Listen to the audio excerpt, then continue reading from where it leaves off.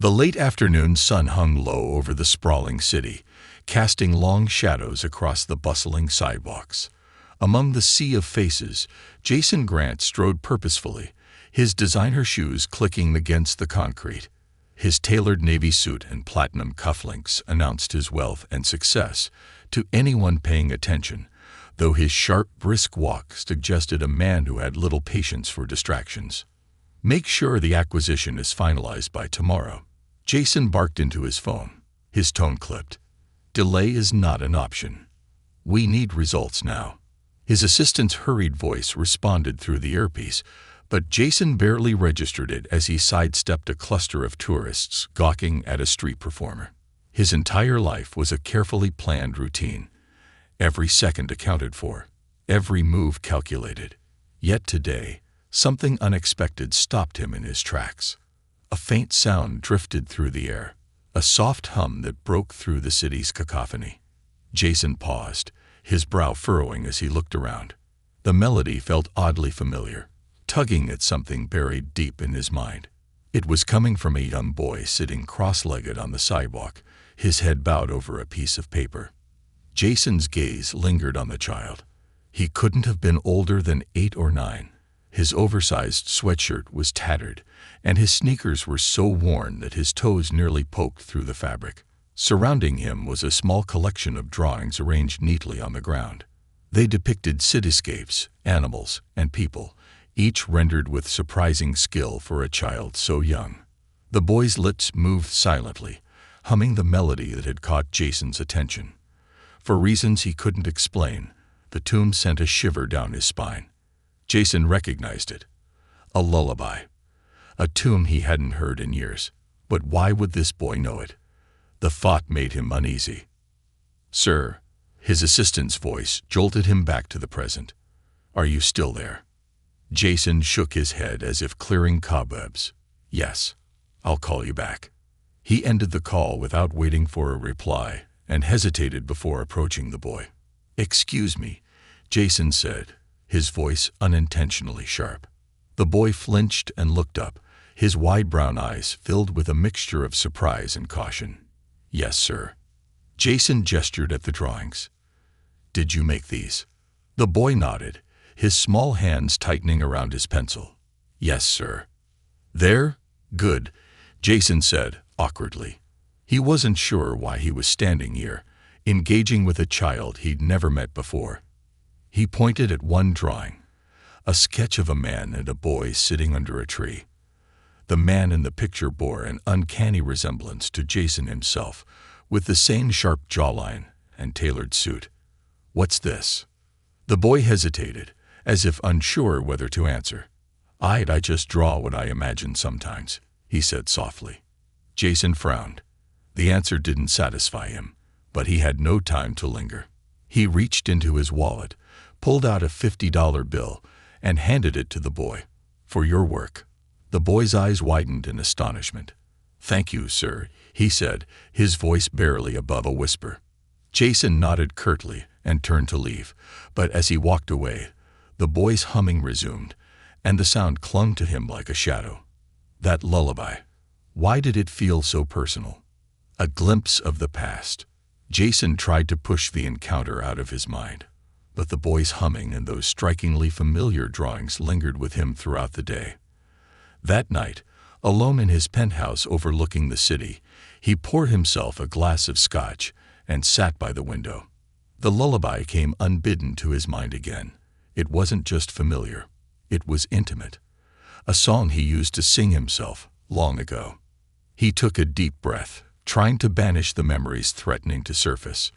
Jason Grant was not a man who dwelled on the past. He had built his success on moving forward, on burying mistakes and regrets beneath layers of ambition. But that boy, something about him felt like a ghost from a life Jason had long since abandoned. The second encounter. The following day, Jason's morning meetings dragged on, his usual sharp focus dulled by distraction. When lunchtime finally came, he found himself retracing his steps to the sidewalk where he'd seen the boy. He told himself it was curiosity, nothing more. The boy was there again, his drawings spread out in a meticulous display. But today, he looked different, paler, weaker. His hands trembled as he worked, his pencil slipping from his grasp. Jason's heart clenched as he watched the boy sway unsteadily, then collapse onto the ground. "Hey," Jason called out, his voice breaking with urgency. He rushed to the boy's side, kneeling on the pavement without a second thought for his expensive suit. "Kid, can you hear me?" The boy's eyes fluttered open, glassy with exhaustion. "I'm okay," he mumbled weakly. Jason glanced around, his mind racing. "When's the last time you ate?" The boy didn't answer. His silence was enough. Without hesitation, Jason scooped him up, ignoring the stares of passersby. "Hang on, kid," he murmured. "We'll get you sorted." A shared meal. Jason carried the boy into a nearby diner, ordering food without even glancing at the menu. "2 turkey sandwiches, please, and water." The boy sat across from him, visibly nervous as he clutched the edge of the table. When the food arrived, he stared at it like he wasn't sure it was real. "Go on," Jason urged, pushing the plate toward him. The boy took a tentative bite, then another, his hunger overcoming his hesitance. As he ate, Jason studied him more closely. There was something hauntingly familiar about the boy's features, the curve of his jaw, the shape of his eyes. "What's your name?" Jason asked finally. "Elliot," the boy said between bites. "Elliot Hayes." Jason froze, the name hitting him like a punch to the gut. Hayes. The name echoed in his mind, stirring memories he thought he buried for good. "Hayes," Jason repeated, his voice unsteady. "That's your last name?" Elliot nodded. "That's what my mom used to say, before she left." Jason's chest tightened. He gripped the edge of the table to steady himself, his mind racing. Could it be? Was it possible that this boy, sitting here in front of him, was? No, he couldn't let himself believe it. Not yet. Not without proof. Unraveling the threads of the past, Jason Grant spent the rest of the day in a fog.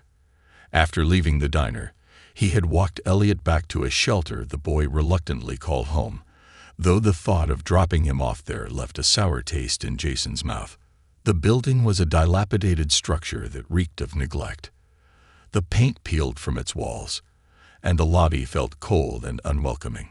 Jason lingered as Elliot turned to leave. The boy's small frame seemed to disappear into the shadowy interior of the shelter, and Jason felt an inexplicable tug in his chest. This wasn't over.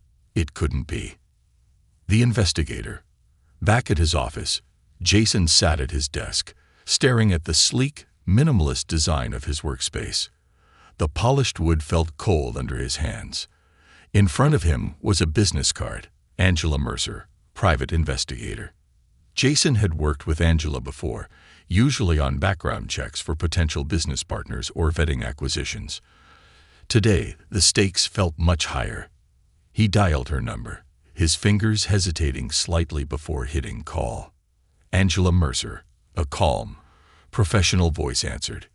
"Angela, it's Jason Grant," he said, his voice steadier than he felt. "I need you to look into someone for me." "Of course. What's the case?" Jason hesitated for a moment, unsure of how much to divulge. "It's personal. A boy named Elliot Hayes. He's about 8 or 9 years old, currently staying at Street Marks Youth Shelter downtown. I need to know everything about him, his parents, his background, how he ended up there." There was a pause on the other end of the line. "That's a bit outside the usual scope of what I do for you, Jason. But I'll take it. Do you have a specific lead, or is this exploratory?" Jason clenched his jaw, deciding to be honest. "I think he might be connected to me. I need to know for sure." Angela's voice softened. "Understood. I'll start immediately." A lullaby's echo. That evening, Jason sat in his penthouse, nursing a glass of whiskey as the city lights twinkled below. The encounter with Elliot replayed in his mind. The boy's wide eyes, his thin shoulders, the way he hummed that lullaby. Jason couldn't shake it. He leaned back in his chair, closing his eyes as the melody came to him again. It was something his mother used to sing to him when he was a child, a soothing tune passed down through generations. Later, he had sung it himself, to his own son. The thought hit him like a freight train. Elliot Hayes. Was it really possible? Could this boy be the son he had lost all those years ago? Memories resurface. Years ago, Jason's life had been very different. He wasn't the wealthy businessman he was today. He was a struggling entrepreneur, working tirelessly to build a name for himself, while balancing a family life that was slowly crumbling under the strain. His wife, Emily, had been his high school sweetheart. They married young, full of dreams and hope, but as Jason's ambitions grew, so did the distance between them.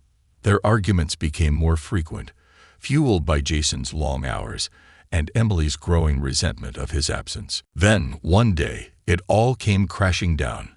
Emily filed for divorce, citing neglect and irreconcilable differences. The custody battle over their infant son, Ethan, had been brutal. Jason thought he'd have time to rebuild the relationship with his child later, but when Emily left the state and cut off contact, that chance slipped away. Jason hadn't seen Ethan since he was 2 years old. He had buried the pain beneath years of relentless work, telling himself that success would dull the ache. But now, after all this time, a boy who looked so much like him and hummed that same lullaby had appeared out of nowhere. The coincidence was too great to ignore. Angela's report. A week passed before Angela called. Jason answered on the first ring, his heart pounding. "I have some preliminary findings," Angela said, her tone brisk. "Elliot Hayes is 8 years old. He was placed in foster care at the age of 3 after his mother, Emily Hayes, was reported missing. Official records list her as deceased, but there's little detail about how or when it happened." Jason's grip on the phone tightened. "And his father?" "There's no record of a father listed on the birth certificate," Angela continued. "But here's where it gets interesting. I pulled some older court records, custody filings from 9 years ago. Your name came up, Jason. You were listed as the father of a boy named Ethan Hayes." Jason's heart stopped. "Ethan," he whispered. Angela's voice softened. "I think Elliot and Ethan might be the same person, Jason. The timeline matches. The age matches. If you want, I can dig deeper to confirm it." "No," Jason said quickly. "I mean, yes, I want confirmation, but I need to do something first. A visit to the shelter." The next day, Jason returned to Streetmark's youth shelter, this time with purpose. He asked to see Elliot, his tone firm enough that the staff didn't question him. Elliot appeared moments later, clutching his sketchbook. His expression brightened when he saw Jason. "You came back," he said, his voice laced with surprise. Jason nodded. "Of course I did. I wanted to check on you. How have you been?" Elliot shrugged, glancing down at his shoes. "Okay, I guess. Miss Thompson says I draw too much, but I like it better than reading." Jason smiled faintly. "I brought you something." He pulled a sleek leather-bound sketchbook and a set of professional-grade pencils from his briefcase. "For your drawings." Elliot's eyes lit up. "Really? For me?" "Of course," Jason said, handing them over. "Every artist needs good tools." Elliot sat down on a nearby bench, carefully running his fingers over the smooth cover of the sketchbook. "Thank you," he whispered. Jason watched him for a moment before taking a deep breath. "Elliot, can I ask you something?" The boy looked up, his expression wary. "Okay. Do you remember your mom?" Jason asked gently. Elliot's face fell, and he hugged the sketchbook to his chest. "Not much. She used to sing to me, though. A song. Kind of like this." He began to hum the familiar lullaby. Jason felt his throat tighten. "Do you know anything about your dad?" Elliot shook his head. "No. Miss Thompson says he's probably not around. I don't really think about him." Jason's heart ached at the boy's words. "Elliot," he said, his voice trembling slightly, "I think I might be your dad." Elliot froze, his wide eyes locking onto Jason's. What? I'm not sure yet, Jason admitted, his voice raw. But I want to find out. And if it's true, I want to make things right. Elliot's face was a mixture of hope, fear, and disbelief. Really? Jason nodded. Really? The test. 2 days later, Jason stood in a sterile clinic, his nerves frayed as he waited for the results of the paternity test. Elliot sat beside him, swinging his legs nervously. What happens if you're not my dad? Elliot asked suddenly. Jason crouched down to meet the boy's gaze. Then I'll still be here for you, he said firmly. You're not alone, Elliot. Not anymore. The nurse appeared moments later, holding an envelope. Jason's hands trembled as he opened it, his eyes scanning the words. Paternity confirmed, 99.9%. Jason's breath caught, and he looked at Elliot. It's true, he said, his voice barely above a whisper. You're my son. Elliot's eyes filled with tears. You really mean it? You're not going to leave? Jason pulled the boy into a tight embrace. Never, he promised. I'm here to stay. Building bridges. The revelation left Jason reeling. Elliot, his son, his own flesh and blood, was sitting beside him in that small clinic, clinging to his arm like a lifeline. For years, Jason had buried his past, but now it stared him in the face with wide, hopeful eyes. You're my dad, Elliot said again, as if repeating the words would make them more real. His voice was soft, almost a whisper, as though he feared they might shatter in the air. Jason nodded, his throat tight. I am. And I'm so sorry, Elliot. I didn't know. If I had. His voice faltered, and he looked away, ashamed. It's okay, Elliot said quietly. I didn't know either. First steps. Back in the car, the air between them was thick with unspoken emotions.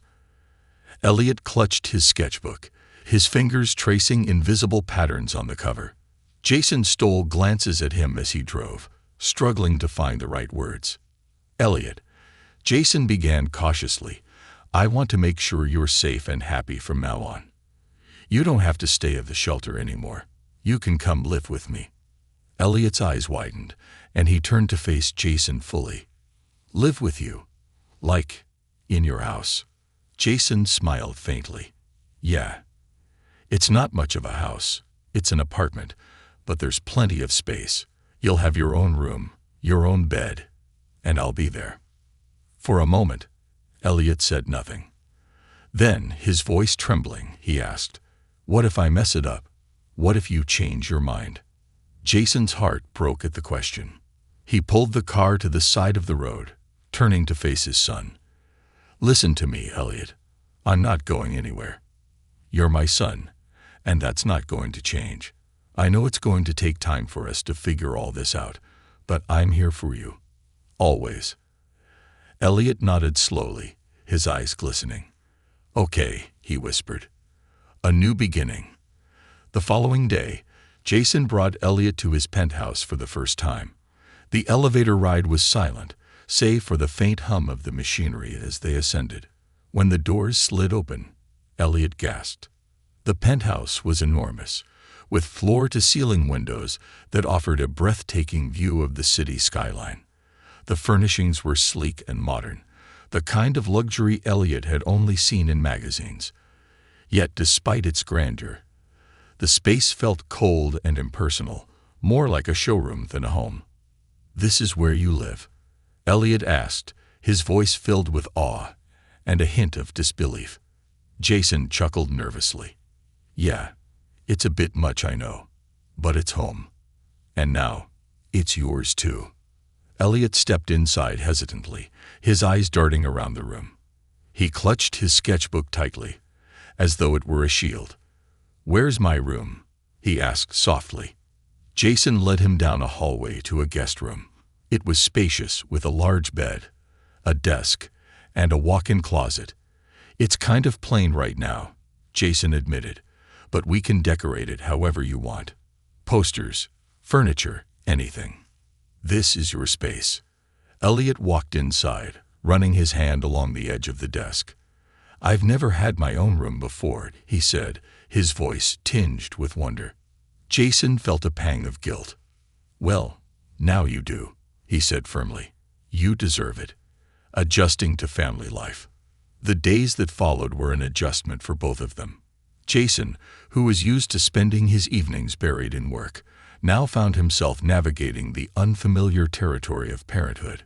He woke early to make breakfast for Elliot, helped him pick out clothes for the day, and spent his evenings watching movies or helping with schoolwork. Elliot, for his part, struggled to adapt to this new life.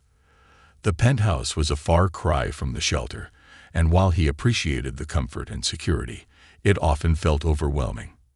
He wasn't used to someone asking if he'd eaten or how his day had been.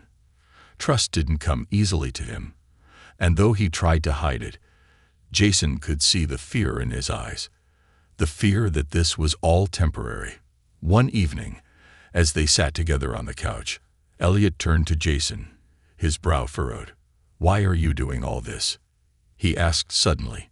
Jason set down his coffee mug, caught off guard by the question. "Because I'm your dad," he said simply. "And because I love you." Elliot stared at him for a long moment, as if trying to determine whether he was telling the truth. Finally, he nodded. "Okay," he said quietly. Rebuilding bonds.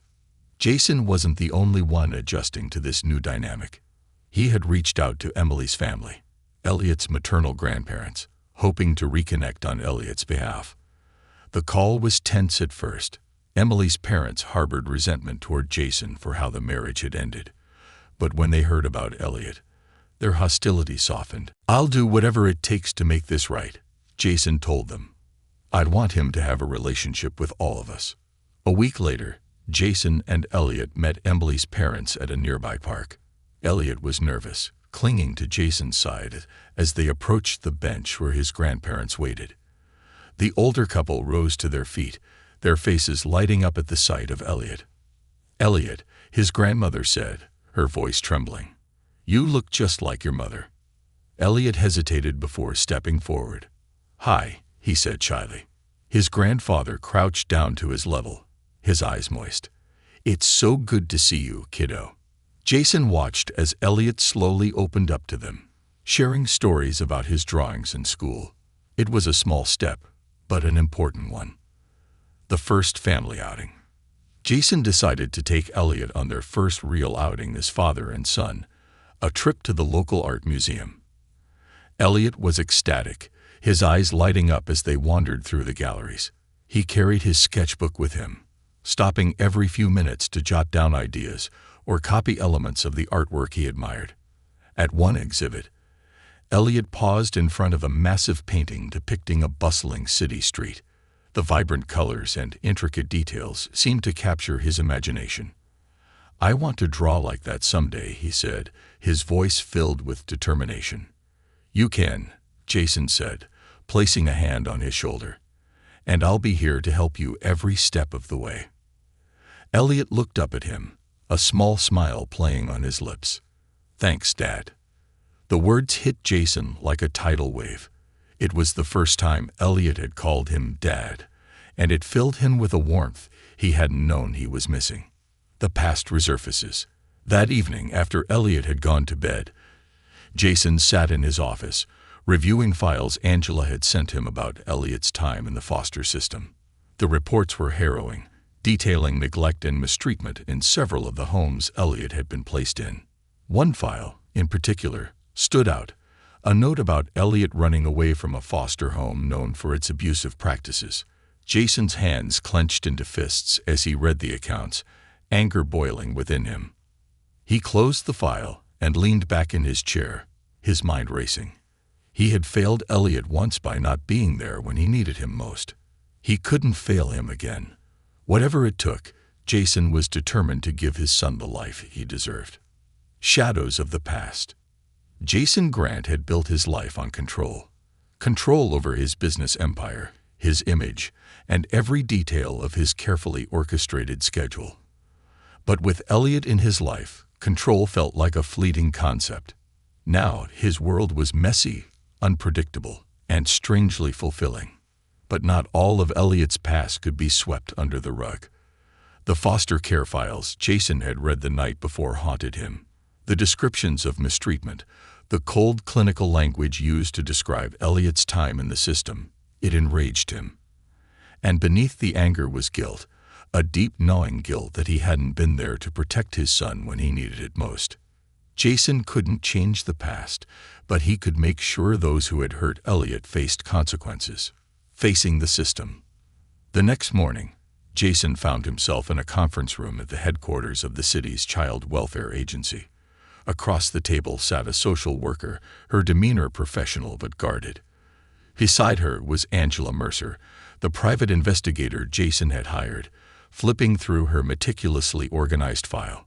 "Mr. Grant," the social worker began, "we appreciate your concern, but reopening old cases in the foster care system can be complicated." Jason leaned forward, his expression unyielding. Complicated doesn't mean impossible. The records show clear signs of negligence and abuse in at least 2 of the homes Elliot was placed in. If the system had done its job, he wouldn't have suffered the way he did. The social worker sighed, clearly uncomfortable. "We take these matters very seriously, but without recent evidence." Angela cut in, her voice sharp. "Recent evidence. He ran away from one of those homes because he was being locked in a basement for days on end. You call that irrelevant because it happened a few years ago." Jason slammed his hand on the table, startling the room into silence. "This isn't about bureaucracy. It's about making sure no other child has to go through what my son did." The social worker hesitated, then nodded slowly.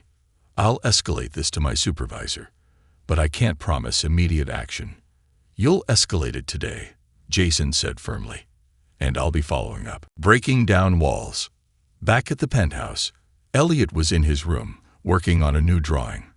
The door was ajar, and Jason leaned against the frame, watching him.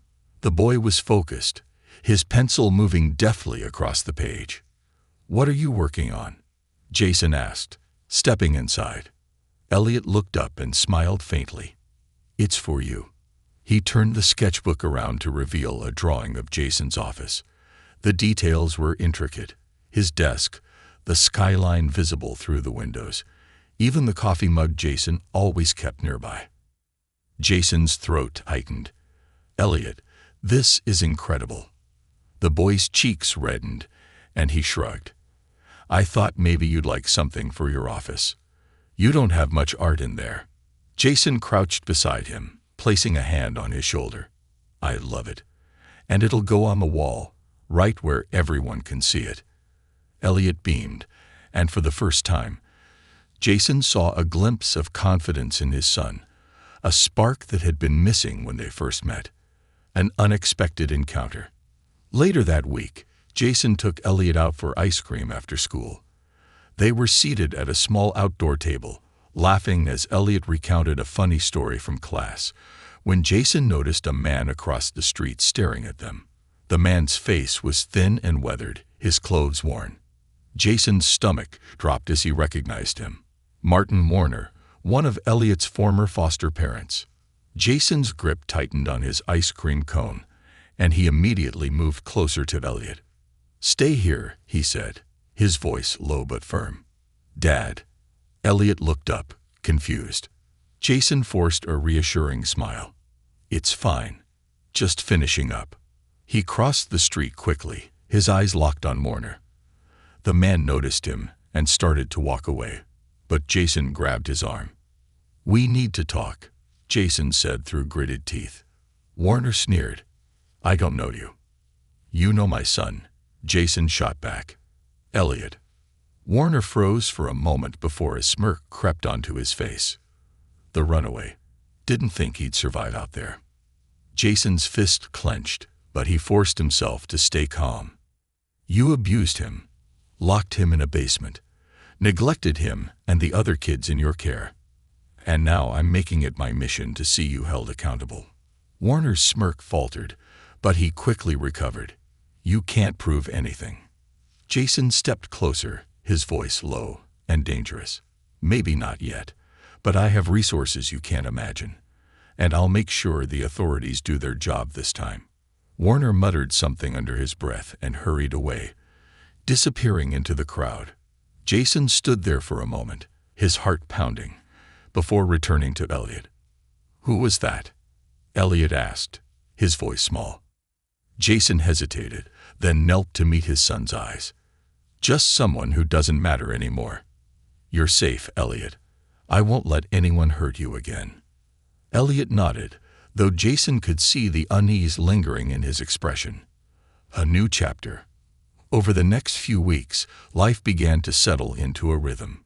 Jason enrolled Elliot in art classes at a local studio, where he quickly made friends and impressed the instructors with his talent. At home, the penthouse started to feel less like a sterile showpiece and more like a home. Elliot's drawings decorated the walls, and his laughter echoed through the halls. One evening, as they sat on the couch watching a movie, Elliot turned to Jason. "Do you think Mom would have liked my drawings?" Jason froze. It was the first time Elliot had mentioned Emily directly. He took a deep breath, choosing his words carefully. "She would have loved them," he said. "She always believed in you. In us." Elliot nodded slowly, his expression thoughtful. "I wish I could remember her better." Jason wrapped an arm around his son, pulling him close. "She's a part of you, Elliot, and she'd be so proud of the person you're becoming." A celebration of art. Jason arranged a small showcase at the art studio, inviting Elliot's grandparents, new friends, and some of Jason's colleagues to see Elliot's work. The boy was nervous at first, but as the evening went on, he grew more comfortable, basking in the praise and encouragement. "I'm so proud of you," Jason told him as the night came to a close. "You've come so far." Elliot smiled up at him, his eyes shining. "Thanks, Dad, for everything." Jason felt a warmth he couldn't describe, a sense of fulfillment that no amount of business success had ever given him. For the first time in years, he felt truly whole. A family strengthened. Jason Grant sat on the edge of Elliot's bed, watching his son sleep peacefully for the first time in what felt like forever. The past few weeks had been a whirlwind, a combination of joy and challenges, healing and discovery. The boy had gone from being a shadow on the sidewalk to the light of Jason's life, but with that light came shadows Jason hadn't anticipated. The encounter with Martin Warner still weighed heavily on him. The man's sneering face haunted Jason's thoughts, not because of fear, but because of what it represented. The years Elliot had spent vulnerable and unprotected. Jason couldn't let that go unanswered. That night, Jason made a silent promise. He would not just fight for Elliot's future. He would fight to erase the injustices of his past. The fight for justice. The following morning, Jason stood in his sleek office, addressing a team of lawyers he pulled from his corporate ranks to tackle Elliot's case. They were the best of the best, used to negotiating billion-dollar deals and dismantling hostile takeovers.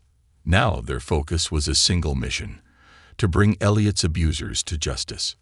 Martin Warner and anyone else who failed these kids need to pay for what they've done, Jason said, his tone leaving no room for argument.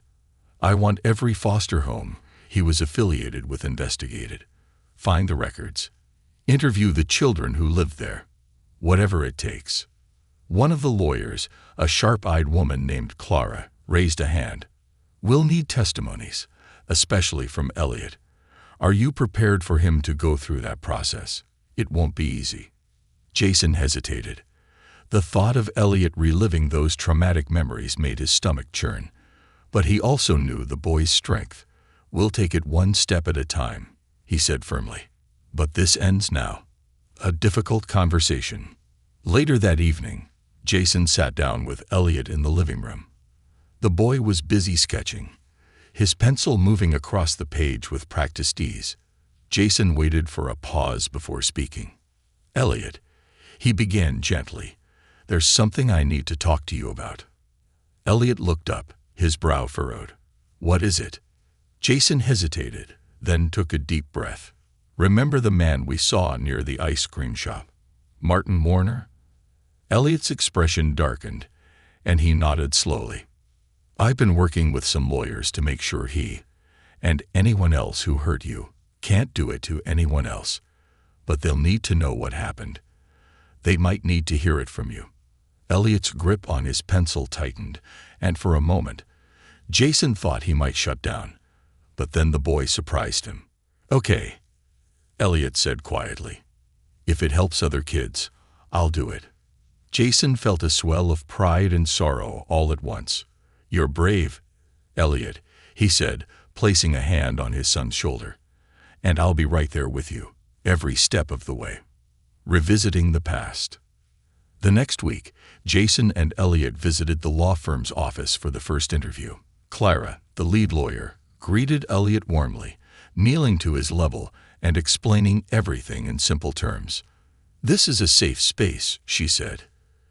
"You can tell us as much or as little as you want. We're here to help." Elliot nodded, his small hands clutching his sketchbook like a security blanket. As he began to talk, his voice was steady but tinged with emotion. He described the nights spent in the cold basement, the hunger that gnawed at him when food was withheld as punishment, and the constant fear of doing something wrong. Jason sat beside him, his fists clenched under the table. Each word felt like a dagger, a reminder of how much his son had endured while Jason had been oblivious, buried in his work. When the session ended, Clara promised to keep Elliot updated on the case. "You did great," she said, offering him a small smile. "Your bravery is going to make a difference." As they left the office, Jason knelt in front of Elliot. "You okay, buddy?" Elliot nodded, though his eyes were damp. "I feel better, I think. Like it's not all stuck inside anymore." Jason pulled him into a tight hug. "You're incredible. You know that." Elliot smiled faintly. "You say that a lot."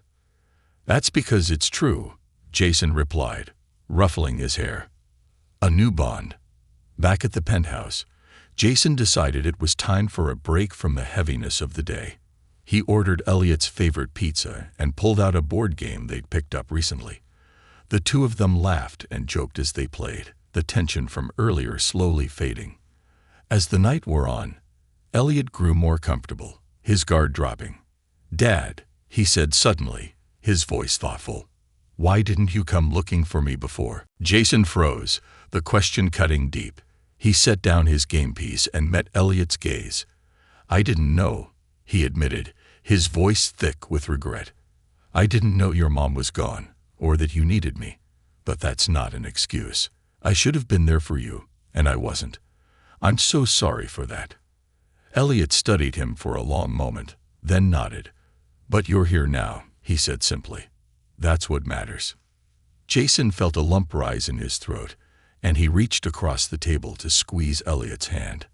"I'll never let you down again. I promise." A family reunited. A few days later, Jason arranged for Elliot to spend time with his grandparents. The meeting at the park had gone well, and Jason wanted to give them more opportunities to bond. He watched from a distance as Elliot played catch with his grandfather, his laughter echoing across the yard. As Jason sat on a bench, Emily's mother approached him. "You've done well with him," she said, her tone softer than it had been in years. Jason glanced at her, surprised. "I'm just trying to make up for lost time." She nodded, her expression thoughtful. "Emily would be proud. You've given him what she always wanted. A stable home. Someone who loves him unconditionally." Jason swallowed hard, the weight of her words sinking in. "I'm just trying to do what's right." "You're doing more than that," she said, placing a hand on his shoulder. "And we're grateful." The weight of love. That night, as Jason tucked Elliot into bed, he paused by the doorway, watching his son drift off to sleep. The boy had come so far in such a short time, but Jason knew the journey wasn't over. There would be more challenges ahead, more wounds to heal, more fears to confront. But for the first time in his life, Jason felt like he was exactly where he was meant to be. And no matter what lay ahead, he knew they would face it together. A growing connection. The next morning, Jason woke early, a habit ingrained by years of running a high-powered business. He found Elliot already awake, seated at the kitchen table with his sketchbook open and a mug of steaming hot chocolate in front of him. The boy had started to let his guard down more, becoming comfortable in their new routine. "Morning," Jason said, ruffling Elliot's hair as he grabbed a coffee. "You're up early." Elliot grinned shyly. "Couldn't sleep. I had an idea for a drawing." Jason leaned over the table, admiring the work in progress. It was a detailed sketch of a bustling park scene, families playing, dogs running, and children laughing. But at the center was a figure Jason instantly recognized: Elliot himself, holding hands with two adults, a man and a woman. Jason's chest tightened as he realized what the drawing represented. "That's beautiful, Elliot," Jason said, his voice softer than usual. "Is that us?" Elliot hesitated, then nodded. "Yeah. I've never really drawn myself with a family before. It felt nice." Jason crouched down to meet his son's eyes. "I hope you know, Elliot, this is your family. You and me. And your grandparents, too. You're not alone anymore." Elliot smiled, though Jason could see a hint of vulnerability lingering in his eyes. "Thanks, Dad." An unexpected visitor. Later that day, Jason was going over some work emails in his home office when the doorbell rang. He frowned. Visitors were rare, and he wasn't expecting anyone. Elliot peeked out from his room, curiosity written on his face. "Stay here," Jason said gently, heading to the door. When he opened it, he was shocked to see Clara, the lead lawyer on Elliot's case, standing there with a thick file in her hands. Her expression was grim. "Jason, I hope I'm not intruding," she began, stepping inside. "But there's something you need to see." Jason waved her toward the living room, his heart sinking as he took a seat. "What is it?" Clara opened the file and handed him a stack of documents. "We've been digging deeper into Martin Warner and the foster care system. It's worse than we thought." Jason scanned the papers, his jaw tightening with every line he read. Warner's pattern of neglect and abuse extended far beyond Elliot. At least 5 other children had reported similar experiences, but their cases had been dismissed or buried due to lack of evidence. This is horrifying," Jason muttered, his hands shaking slightly. "How did this go unnoticed for so long?" Clara sighed. "The foster care system is stretched thin, and people like Warner know how to exploit it. But with Elliot's testimony and these additional accounts, we have a strong case to pursue criminal charges." Jason nodded, his mind racing. "What do you need from me?" "Support," Clara said firmly. "The case will be high profile, and the media might get involved. We need someone like you, someone with influence, to stand behind these kids." Jason didn't hesitate. "Whatever it takes. I'm all in." Elliot's strength. That evening, Jason sat down with Elliot to explain the latest developments. The boy listened intently, his expression shifting between anger and determination. "So, other kids went through the same stuff I did?" Elliot asked, his voice quiet but steady. Jason nodded. "Yes, but we're going to make sure Warner and people like him can't hurt anyone else." Elliot bit his lip, his hands fidgeting in his lap. "Can I help? I mean, with the case?" Jason studied his son carefully. "Are you sure, buddy? It might mean talking about things that are hard to remember." Elliot looked up, his brown eyes filled with a quiet strength that Jason hadn't seen before. "If it helps other kids, I want to do it. I don't want anyone to feel like I did." Jason pulled him into a tight hug, pride swelling in his chest. "You're amazing, Elliot, and I'll be right there with you." Preparing for battle. Over the next few weeks, Jason and Elliot worked closely with Clara and her team. Elliot's testimony was carefully recorded, and he even began speaking to some of the other children who had come forward. His gentle demeanor and shared experiences made him a source of comfort for them, and Jason couldn't have been prouder. The media caught wind of the case, and soon Jason's name was splashed across headlines. Millionaire fights for justice in foster care scandal. At first, he was wary of the attention, but when he saw how it amplified the voices of the children involved, he embraced the spotlight. One evening, as Jason tucked Elliot into bed, the boy looked up at him with a serious expression. "Do you think we'll win?" Jason sat on the edge of the bed, brushing Elliot's hair back. "I do. And even if it's hard, even if it takes a long time, we're going to keep fighting. Because you and those other kids deserve justice."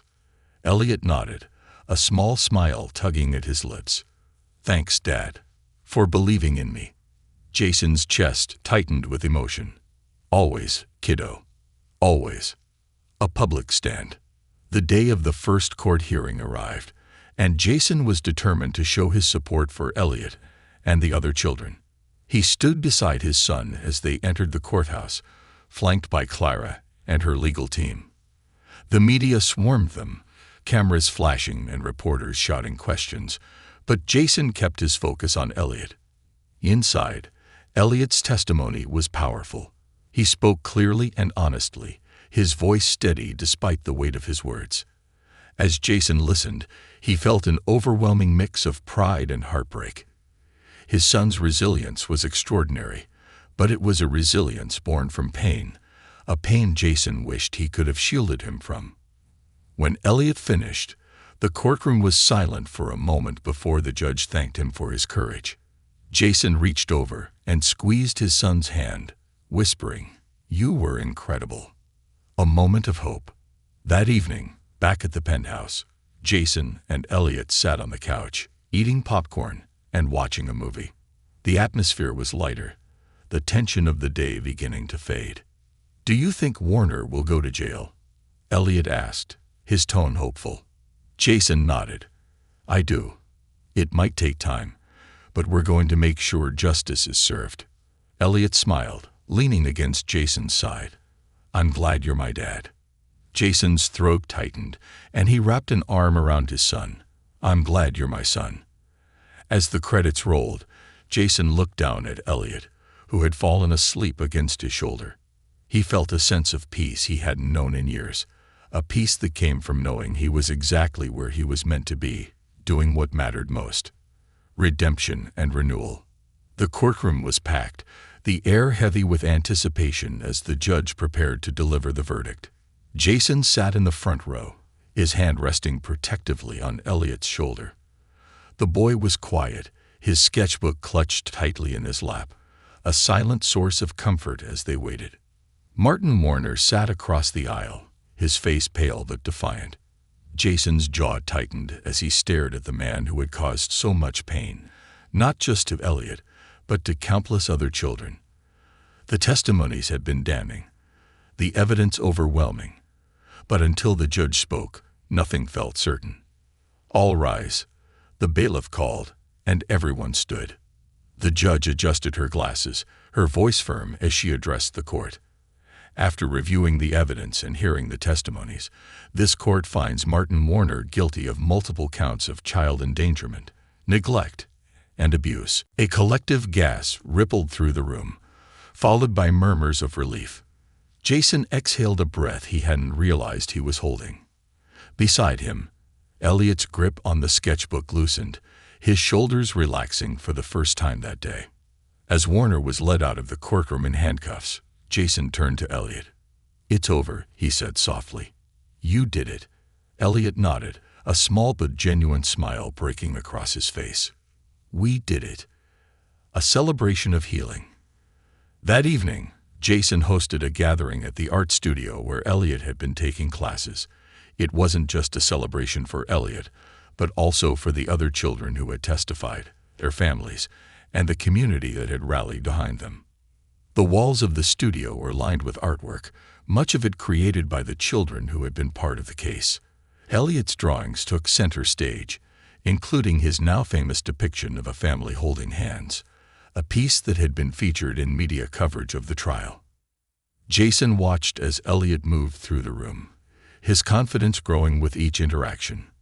He laughed with the other kids, shared stories about his drawings, and even gave tips on shading techniques.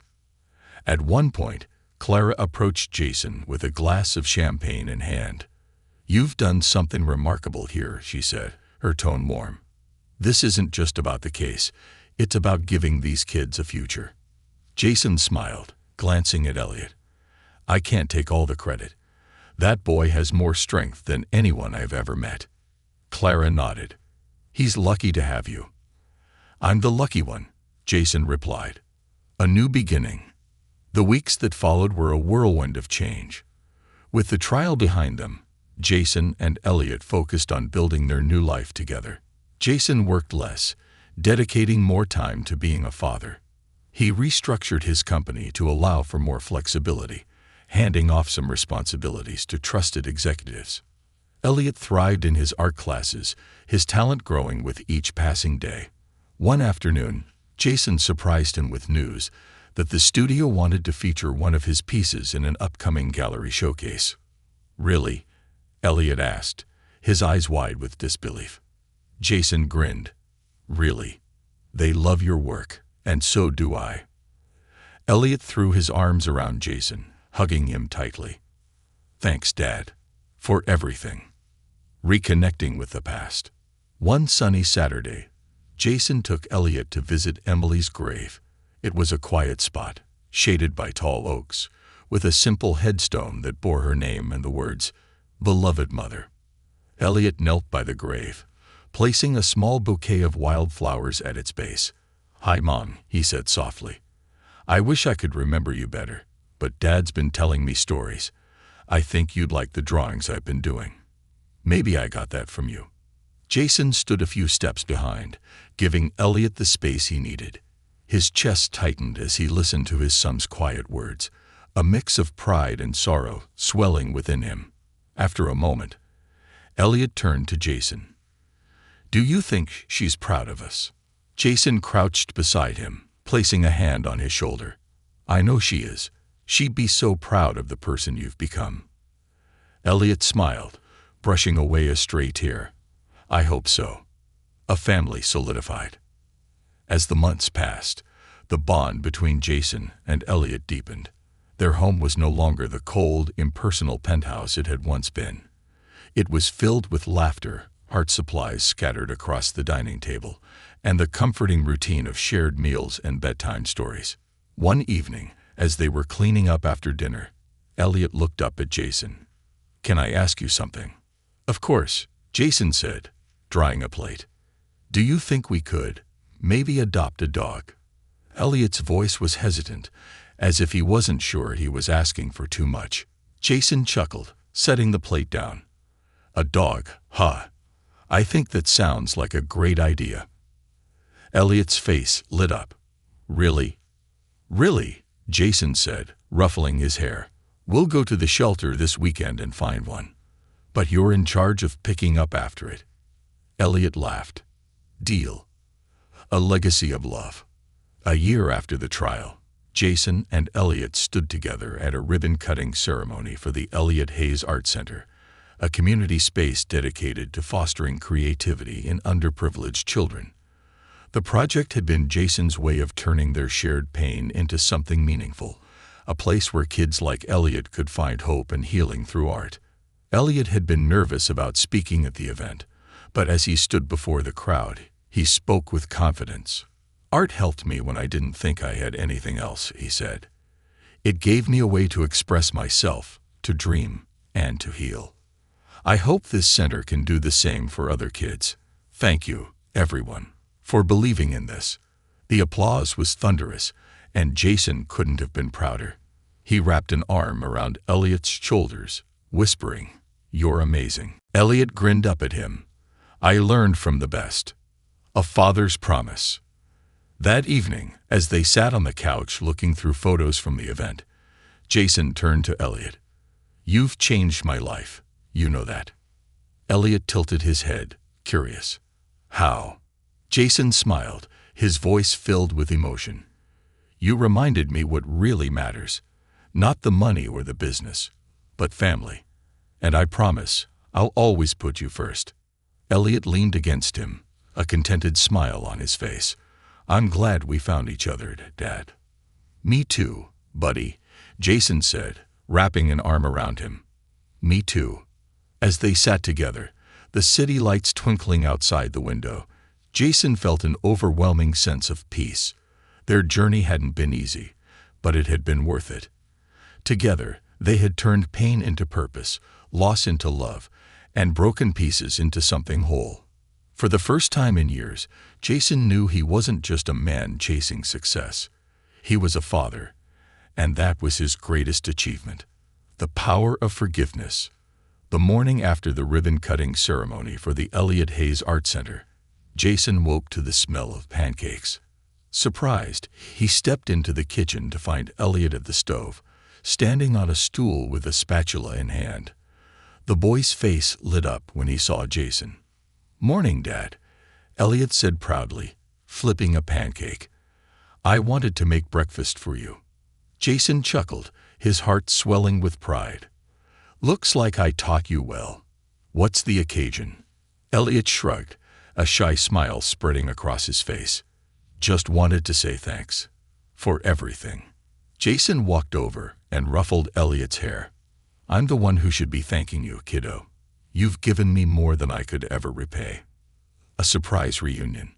Later that day, Jason received a call from Emily's parents, Elliot's grandparents.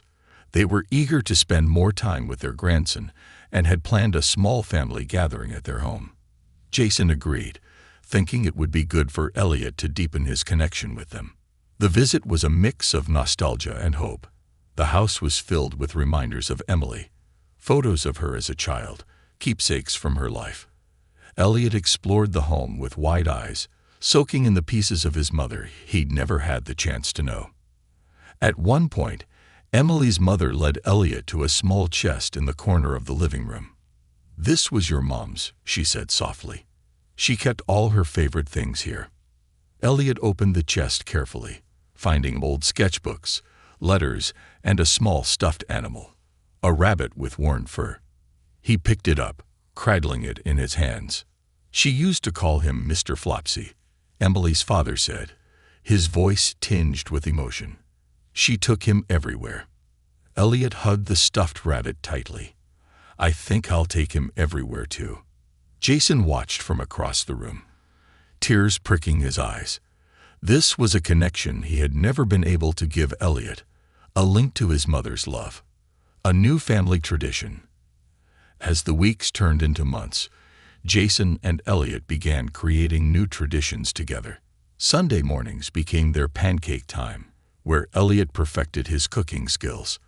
Friday nights were movie marathons, complete with popcorn and impromptu pillow forts.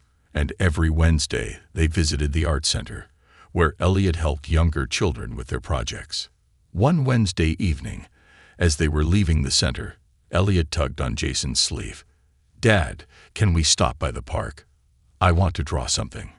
Jason agreed, and they sat together under a tree while Elliot sketched. The boy's focus was intense, his pencil gliding across the paper with ease. When he was done, he handed the drawing to Jason. It was a picture of the two of them, sitting side by side, smiling. Above them, he had written, "My forever family." Jason's throat tightened as he stared at the drawing. "This is beautiful, Elliot." Elliot smiled shyly. "It's how I feel now, like I finally belong." Jason pulled him into a hug, his voice thick with emotion. "You've always belonged, buddy. Always." A glimpse of the future. Years later, the Elliot Hayes Art Center had become a cornerstone of the community, offering free classes and workshops to children from all walks of life. Elliot, now a teenager, was one of its most prominent mentors, guiding younger kids and inspiring them with his story. Jason watched proudly as Elliot stood at the front of a crowded room during an art exhibit. The boy, no, the young man, spoke with confidence, sharing how art had given him a voice and a way to heal. "Art isn't just about making something pretty," Elliot said, his voice steady. "It's about telling your story." It's about taking the hard things and turning them into something beautiful. After the event, Jason approached Elliot, clapping a hand on his shoulder. "You've come a long way, kid." Elliot grinned. "Thanks to you." Jason shook his head. "No, thanks to us. We did this together." The final chapter. One quiet evening, as Jason and Elliot sat on the balcony of their home, watching the city lights twinkle, Elliot spoke up. "Dad, do you ever think about Mom?" Jason nodded, his expression thoughtful. "All the time. She was an amazing person, Elliot, and I see so much of her in you." Elliot smiled, leaning back in his chair. "I think she'd be proud of us." "She would," Jason said firmly. "She absolutely would." For a while, they sat in comfortable silence, the bond between them stronger than ever. Jason thought about the journey they had taken, the pain, the healing, the love that had grown between them. It hadn't been easy, but it had been worth every step. As the stars appeared in the night sky, Jason glanced at Elliot and felt a deep sense of peace. They had built something unbreakable, a family forged through resilience and love. And no matter what the future held, they would face it together.